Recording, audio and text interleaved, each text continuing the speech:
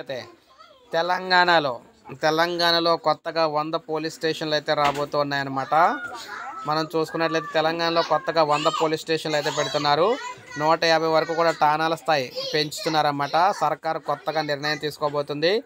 రాష్ట్రంలో శాంతి భద్రతల పరిరక్షణకు అత్యంత ప్రాధాన్యం ఇస్తున్న ప్రభుత్వం క్షేత్రస్థాయిలో పోలీస్ వ్యవస్థను కూడా పటిష్టం చేసేందుకు చర్యలు చేపట్టింది. ఇందులో భాగంగా పెద్ద సంఖ్యలో కొత్తగా పోలీస్ స్టేషన్లు ఏర్పాటు చేయాలని భావిస్తుంది. కొత్తగా సబ్ డివిజన్లు, సర్కిళ్ళు, కార్యాలయాలు, ట్రాఫిక్ ఠాణాతో పాటు మహిళా పోలీస్ స్టేషన్లు ఏర్పాటు చేసేందుకు ప్రణాళిక సిద్ధం చేస్తుంది.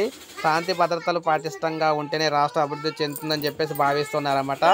ఈ నేపథ్యంలో తెలంగాణలో కొత్తగా 100 పోలీస్ స్టేషన్లు అయితే రాబోతూ ఉన్నాయి.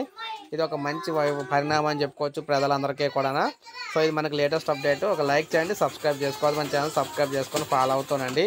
ఇలాగే మీకు లేటెస్ట్ అప్డేట్స్ అయితే అందిస్తూ ఉంటాను మన ఛానల్ ద్వారా నేను ఎప్పటికప్పుడు.